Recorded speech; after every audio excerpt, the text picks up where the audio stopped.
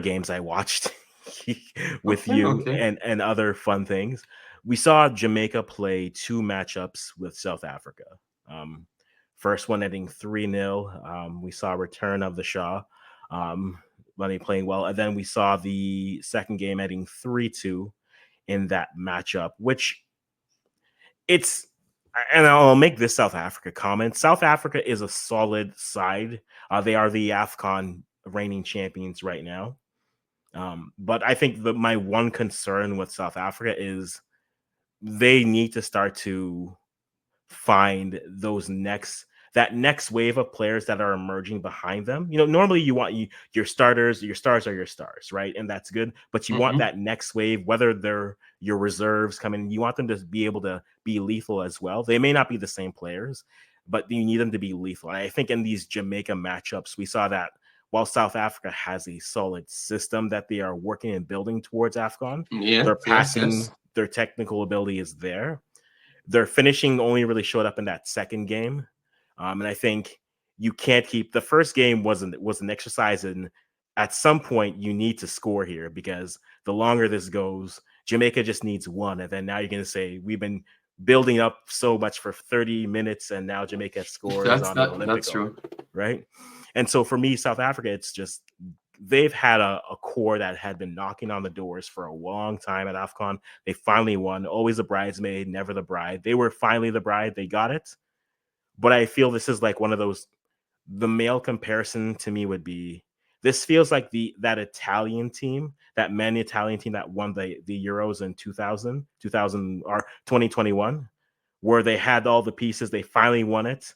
But then you start looking at it and you think, okay, but can they now do the next thing, which is come back? That team didn't make the World Cup. That team wasn't able to really build off of any other performances. They had the good performance there after knocking on the door and being a solid side. That's what the South Africa side feels like. They feel like that Italy team moving forward. So, I mean, for them, we haven't seen too much with them with their youth teams. I know right now we have COSFA going on, so U17 qualifiers because we have the U17s that are starting every year in Mm-hmm. 25. So we'll be following that to see kind of if any players are emerging. But for the South Africa side, I think you see the vision, but the depth wasn't necessarily able to come through and play well. That's what I'll say on the South Africa side. But I want to flip it over to the Jamaican side for you, JD. What did? I can talk on the Yeah. South African side as well Well, because feel I was free to. watching Feel free them. to. Yes, I would agree with you that maybe they were looking for additional pieces as well to strengthen their forward line. But for me, I do believe that the U17s program will help this team big time because any extra talent they can find, their styles, the system. I actually think out of Nigeria, Jamaica, South Africa, Ghana, Senegal. I would say out of all of them, South Africa look the best. Obviously Jamaica, Nigeria has more talent, but Mm, based on just looking at football and see how football should play and how effective it can be with what you have, I think that they can get the most out of what they do have. So mm, once their talent can really rise to Jamaica or Nigeria, they are going to have problems. Both of these teams beating back this team. yeah. This team system is very good, and I saw Nigeria and Jamaica play them, and to be honest, they look better than both Nigeria and Jamaica. The super talent Yeah. get them both countries over the line, and we have to call it as it is. So I'm Okay. impressed with South Africa. All of those games that I'm seeing them in, they have to just keep on trying to get their talents. I think they should believe in a philosophy to send their players over outside a little bit more, Mm. because they kind of have this homegrown behavior problems, and I think maybe that is what is stunting what they can really reach.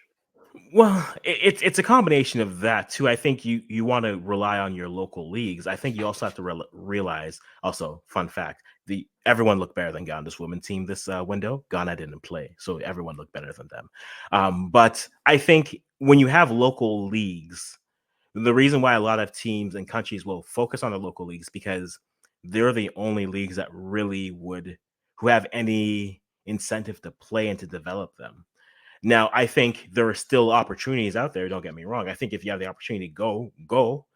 challenge yourself to put yourself in a different environment. But there aren't as many leagues, women leagues in the world for you to find. So if you have one that's local, unless you're studying abroad where you're playing collegiately, like if you're studying in the US or even Canada, let's say that, playing there is probably as good, if not better, than what your local league is. So once you're done that, maybe you go away. I think there's more opportunities. I think Europe has a lot more tiers of leagues that you can play in and continue to develop in. It's not everything is just like, on the men's side. Not everything's going to be the Prem. Not everything's going to be La Liga. Not everything's going to be the Bundesliga. But there are enough leagues out there, I think, that you can find a home. I think I'm curious to see how Canada's league looks with that in terms of what are the international opportunities they give for players. Because I've been one to say what Canada should do is just pick a country and be like, hey, just come over here, and we can be your pathway. We can be your gateway to everywhere. And I think that could be a good, fun thing for not only locals but others. But I think for South Africa, that's the conversation, right? Develop your players in your own league, because the Nigerian league they don't have any incentive to play you. A Spanish league doesn't have any incentive to play you unless you're good. Now, you want your players to be good, but if you can get minutes, by all means, go and play there. So I think for South Africa, they've always been, and you see that with their men's program as well, right? They've always been more, Yes, I mentioned it. Yep, continue to build it. Now, for their men's program, and the caveat is that league is one of the better leagues in the continent. So there is a reason that if you want to develop there, yes, you're at one of the better leagues in Africa. You're not just here, right? That would be like saying, and no disrespect to the CPL, that would be like me saying I'm going to play in the CPL because I want to play for Team Canada. I know I'm not getting called if I play in the CPL, at least not at this point. So that means I got to get to the MLS, or that means I got to get to at least a first tier league somewhere. Maybe you have to go to Mexico and play. Maybe you have to go to Colombia and play. I don't know, but I know that in Canada that's not the case. On the women's side, that hasn't been proven to be the case yet, because most teams and most leagues, again, we made that point when we were talking about the World Cup. The women's game feels a lot like those 70s, 80s World Cup years, where you have a lot more domestic. The game hasn't grown as much, so there's a lot more surprise. There's a lot more tactical surprise. There's a lot more talent surprise. I think as the game expands, as leagues continue to grow, you'll have more books on people, but that means you also have more opportunities on people. And I think for South Africa, for a local side, they've done a good job. They continue to grow, but now that's the next wave. Once you arrive, it's can you now sustain it? And then when you prove you can sustain it, then it's now can you take the next step? And I think for them, it's sustaining and then taking that next step and saying that one AFCON we won a couple of years ago wasn't a fluke, but we're here to stay in that sense. But that'll come with more investment. That'll come with more development. And I think the low-key thing with it is that needs to come with more coaching development, because until countries can really, and I'm going to try to say this, I'm not even going to say it carefully, but I'll say it, until countries want to emphasize not only selling players, but getting coaches those opportunities, you don't always want to rely on the international to come in and do it. Because if you can create that there, that means you can create that system at home. And then that allows you, then that makes your league better. That makes your development better. That makes a lot of things better. But if you don't do that, then you leave yourself in that situation where, I mean, it's okay, we have a league, it's not good. We have to send our players away. Okay, that's not good. Are we sending our coaches away as well? Because I think you should do that too. Even if it is something, get them back in, share that knowledge, develop, grow, and then sustain, take that next step and continue that on, right? Development isn't linear, but I think we're going to see continued jumps on the women's side just because talent is talent. I don't know if you're going to see it all. I think in some of the second tier leagues in Europe, you'll see players start to really take their steps and move. But South Africa is a side that I'm curious to see if they can sustain it, but we'll watch and see. I know I've said a lot there, JD, but feel free to comment. You're piggybacking off what I was just trying to break down my South Africa, but I guess you had more things to say until I said something, so not a problem. So yeah, I'm impressed with your system, and clearly, your system is working locally. So I agree with what you're saying, But at some point, as what you had said also, you still need something to push that same quality of players to a different level, and that is from the extra education and the competition. So they need to still get out of South Africa just the same, but at least they can build them to a level very fast enough so they can compete if other professional players are not at the highest level. And that's what we're seeing with Jamaica, because Jamaica came with a lot of professional players, but they weren't ready for South Africa. You understand me? And it looks like once you're not ready physically, they are already up to challenge you. You understand me? And I like that from them, but they still need an extra gear to go.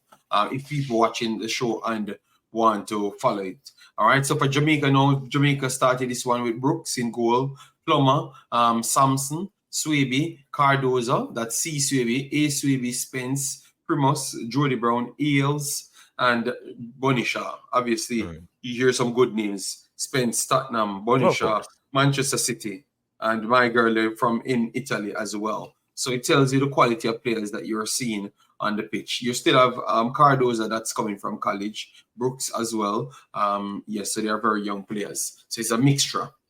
So what I saw with Jamaica lacked an identity. You understand me?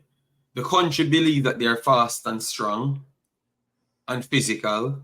So they have a thing that they say big, fast, and strong, right? Very familiar. But I've yet to see Jamaica big, fast, and strong and on a team. You understand me? So I think that the big, fast, and strong thing, I think it comes from athletics. You understand me? But it's not translating in football.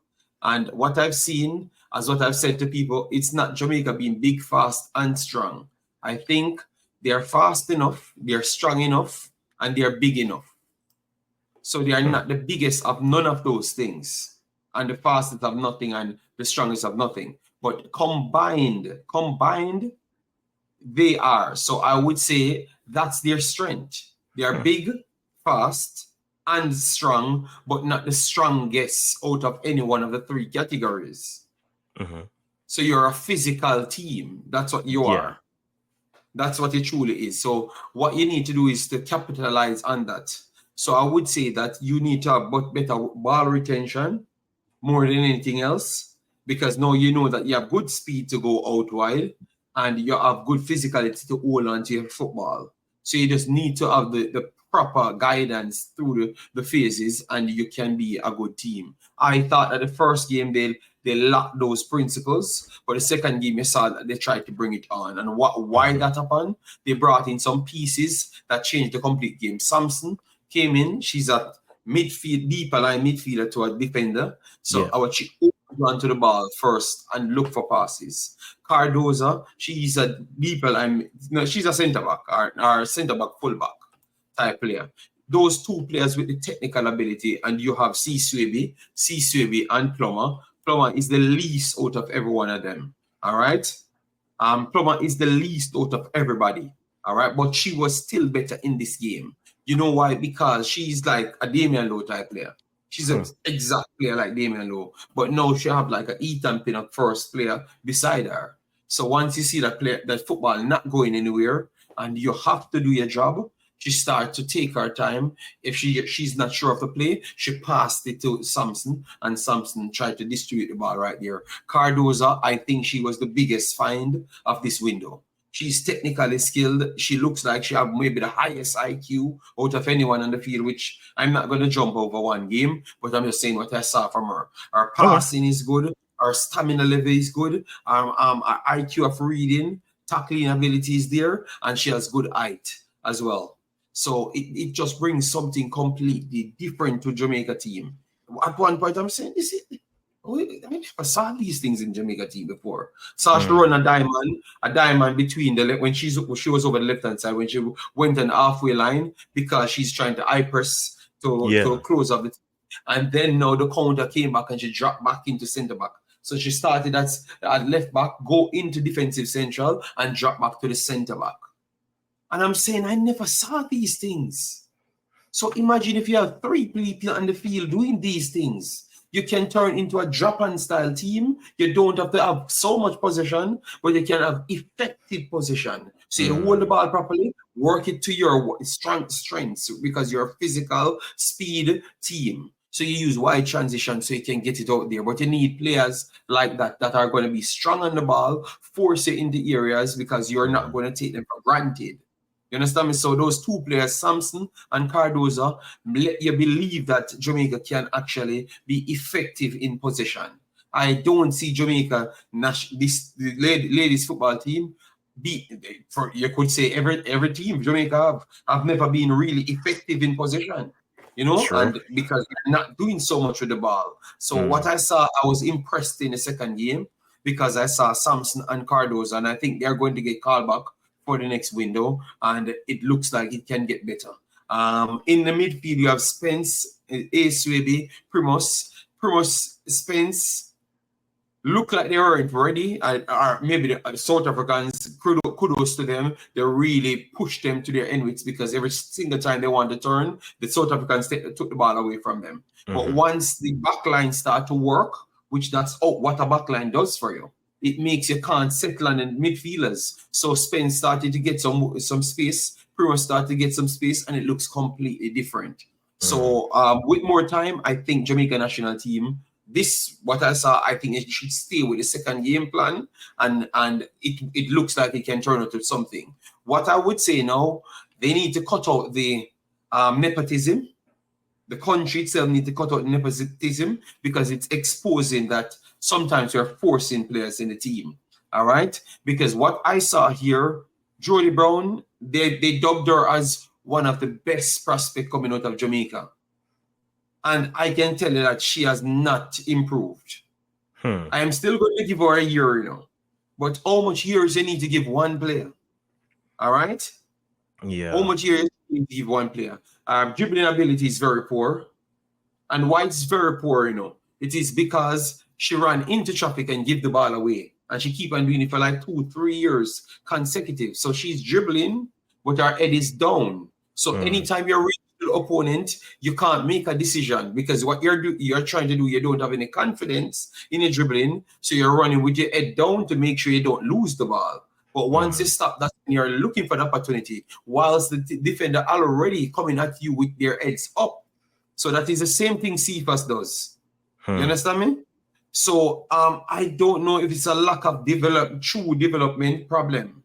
You get me? Yeah. I don't know if it's a lack of development problem. Why so much players coming out of Jamaica with the same problems, the same lack of ball control, because that's what it is. You don't have any confidence. Look, Damian Lowe, he can't play the football out because he doesn't look on the ball. He's looking on the ball. He's not confident. Look at the players then that gets high credit. You have a little kid named Dujon Richards. He dribbles with his head up. Leon Bailey, he dribbles with his head up. But realize those are the better footballers that you're talking about. Yeah.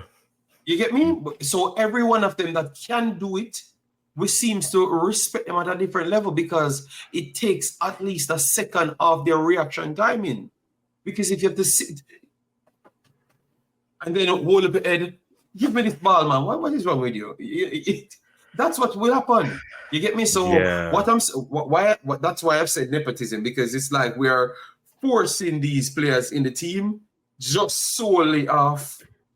We have to put some locals in the team so we can fill the stadiums or something. Yeah. But we need to stop that because you know why I said we need to stop that? Look at Bonisha. Look at Leon Bailey. Look at Blake. When they are really good, they are going to be very good. We don't need to force them anywhere. And I think we need to give her a break.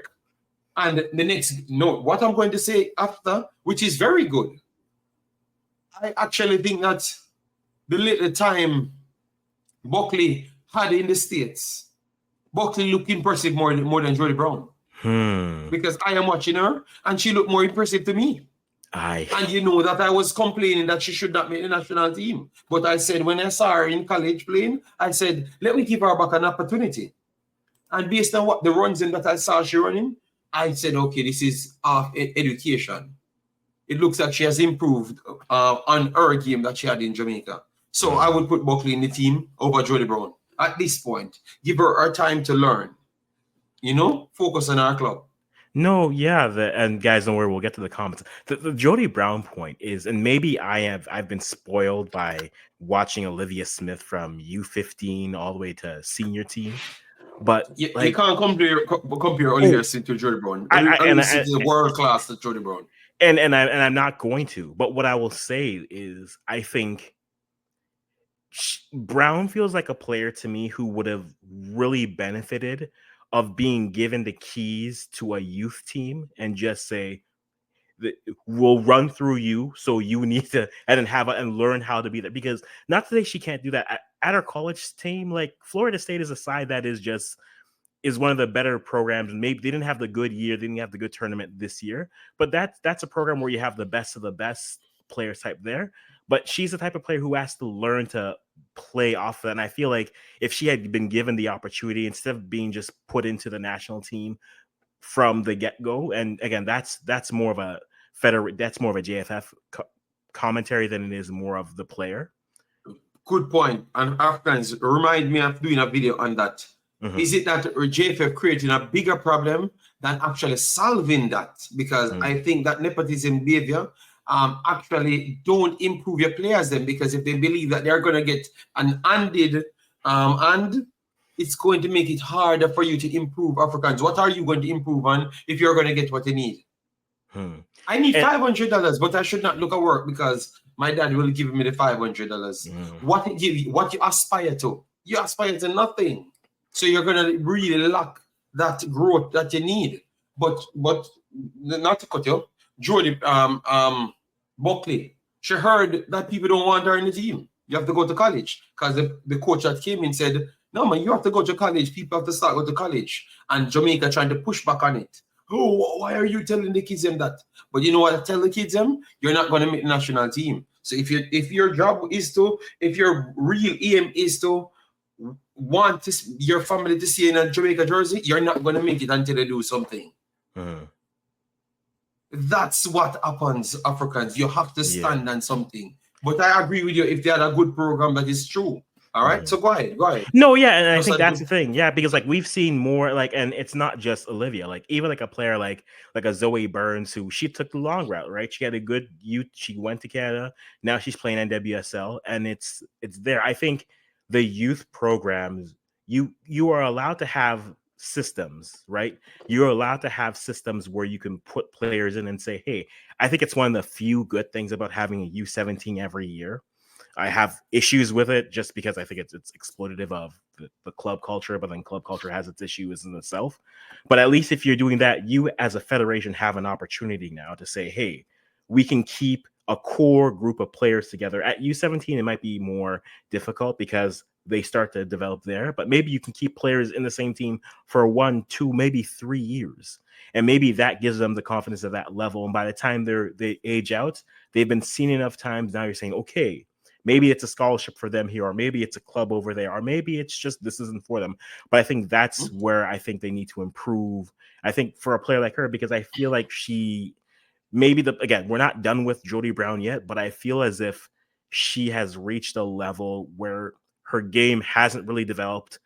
Like she was recruited for like, okay, look at the pace. She can come in, she can score, but you haven't seen anything else added to it. To use the basketball terminology, she hasn't added anything else to her bag. Right? She is still north, south, chop it, score. There's not much more. There's not head up. There's not enough at that national team level. And there's levels to this, right? The national team is in college. Maybe for some people it is, but not for her. So I think we're not done with her, like you said. But I think the player is definitely a player that you'd say needs to go back to the drawing board and just develop the game more. Maybe Jody is a player who needs to leave college and just go to a professional environment and just sit. Because I think her, but she's in a professional environment now, you know. And that's it. That's what I'm saying. That's what I'm saying. Because because remember, you know, the problem is, you know, she leaving. We were saying because she now is in Benfica, right? She's in Benfica. She's in Benfica. Now, yeah. Yes. So I'm saying that's a technical system, because obviously Portugal is always like a technical system, especially Benfica. They kind of teach you those things. But that's why I said I would give her time. I want to make sure I compile everything properly, because I'm not going to speak on Jamaica anymore. That is good. But Bonnie Shaw, she never came out of second gear, and she looked very, very, very good whenever she really go for certain balls. You know, I think she played like in total maybe 60 minutes out of both games, as in like when she go for something. She thought the South Africans were very physical on her, tried to get to her instant, and she was skipping tackles. So she never wanted to get engaged. But once she did, it showcased that she's levels above a lot of players in the world. And she was the one that changed the whole case, because without her, I think that maybe without her, even the same South Africa team actually beat Jamaica comfortable, even with how they are playing, because they were concentrating on her a lot of times. So at least she being there give them the opportunity to work on their system. So I like the transition from around the back. I like Cardozo. I like Samson added to the team. All right, and then the subs that came in, I like as well, because you have a sub that came in, which is Peyton McNamara. She came in. Yes. She was in the number 19, I think she was in. She was very tiki-taka-ish type player. Come picking up the ball of the defenders, open the spaces, and give the wide channels options. And she was very good when she came on. You had Blackwood that came on. Blackwood had energy. At this point, I'm just gonna call Blackwood an energy player. You know, if we can get better, we will use better. Because I think going forward, I don't think Blackwood can truly help Jamaica in no defensive department. The only thing he can do is stock her up front because this is what I'm going to say for a lot of Jamaican players. Some of them, you have to just try to use them as strikers or wingers. Once they don't have the fundamentals, you don't even bother want to try. You waste that time. Because I think the fullback thing is finished with Blackwood. She's just not that. You understand me? She's just not that. She don't offer any stability. She don't hold the lines properly. So I think she's more of a wide player out of anything else. But I like the attitude what Jamaica coming with. I like the attitude that Jamaica came with in the second half specifically, and who brought the attitude there. All right. So if they can stay on that, it was a good test from South Africa, because their speed, closing down speed, is immense. So based on them having that, I am happy with what I saw in the second half of the second game. I think that's the best Jamaica played, because they went through them a few times. So I like that. And so I have good feelings about what I saw. I just want them to be brave and continue it. Don't worry about losing games if it's not professional games. If it's more friendlies, just keep on working on your craft. That's what I would say. Because I have to end it with a positive, because I had seen positives. Yes, I would. Maybe this is a positive or a negative, but I'll ask you this question. I'll go through the comments and so you can give an answer. How are you feeling with Busby back with the program? Is he doing a good job for you? While you think about that, let me go through some of these comments that are here. Jason, always good to see you here. Sampson is a must in our team. Agreed. Cardozo surprised me on how much she improved for real. I think between those two players and then McNamara, I think it gives the Reggae Girlz the potential to be multiple. If they want to play defensive, they can, but they have players who can hold possession, and then that can give them a breather, but then also build. I think a solid middle that feeds Bunny, that isn't just woof the ball forward and hope she creates something, only just enhances their attack and allows them to be a lot better. So I think possession unlocks Bunny a lot more. If you want Man City Bunny, give her Man City style in the Jamaican shirt. If you can't do that, find the players to do so, and you can have Jamaica knocking on the door, being top 3 in the region. That's how I feel. Brown was bad from Colin Quest. Always good to see you. Jason saying they have to look down to check the field for potholes. I thought that was just a national stadium, but okay, fair enough. Fair enough. That is a lie, Jason. That is not true, because the South Africans was not looking down for nothing, and they were passing the football. So that is not true. Fair. Excuse. Jason saying Buckley also improved as well. Jody seems to be regressing from Brando. Good to see you, big man. Did we have better players when she first started playing for Jamaica? I would say no, because they were coming in, and it's like an half and half, a forced half and half at the time. You understand me? Because you had Mr. Man when she came in. You had the most xenophobic person when she came in. So you had players on the roster that could have played ahead of her, but it would have never happened, because the national team was to sell players and send players to college at the time. You know, directly out of the coach's mouth. So it's not me making it up. That's exactly what he said. Okay. Yeah. Yes. And yeah. So let me continue. Yeah. No, but even with that, like just to kind of give a bit of a point to that, look at her goals. Now, again, some of the things I've said there, and we can kind of disprove a few of the things. She did play 15, U17, U20, but she started her senior team in 2018, a year after she started playing U20. After she was done U17, she was effectively thrown into the national team, which maybe your program is that good, maybe it's not. I don't know.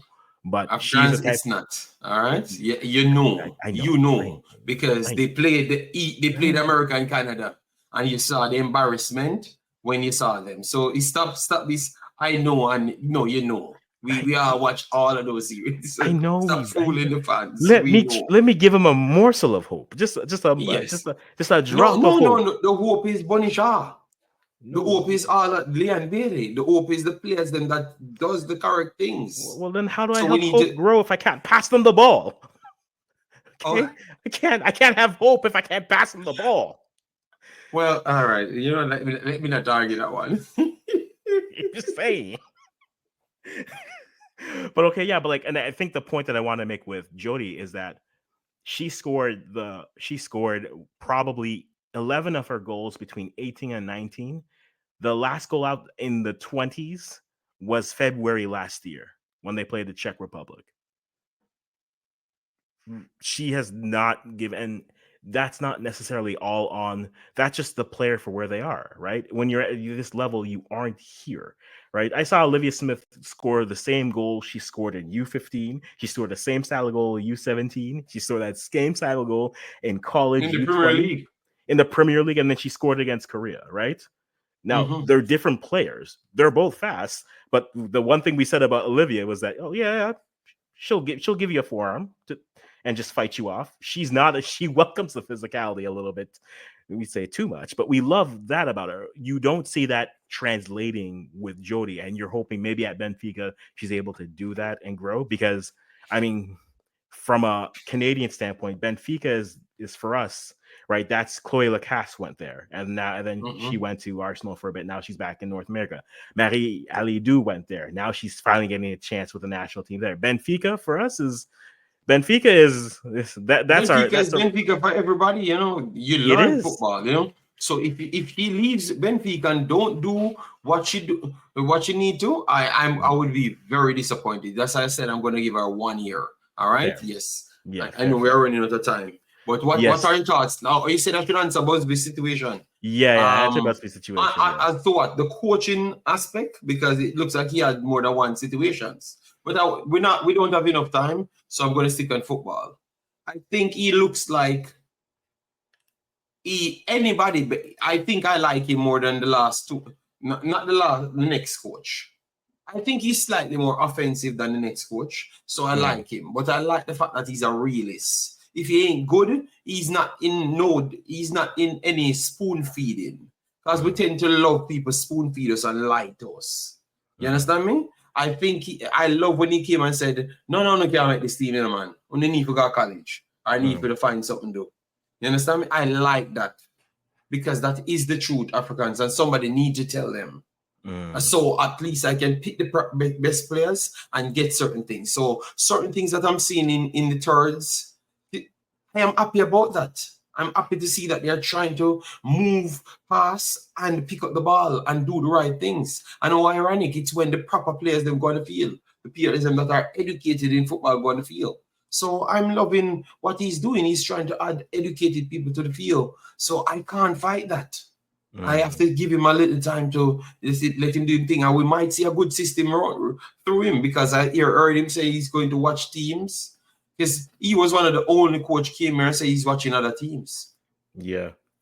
Majority of these coaches, like the man that brought in some of these local girls, he believes that you just beat up everybody. You know, he's delusional past the Oh. different levels. So when I hear sense, I'm saying, all right, then give this man a chance. I know he has other stories that I heard. I have not dug deep in it because from that day I'm a little bit busy. But once I'm done, I will watch back all of his press conferences and stuff. Mm. But I can work with this. At least he knows his boundaries and he's trying to put out the best foot forward with the best players there. All Mm. right. And I like that. I will take No, that. no. Definitely, definitely. Yeah.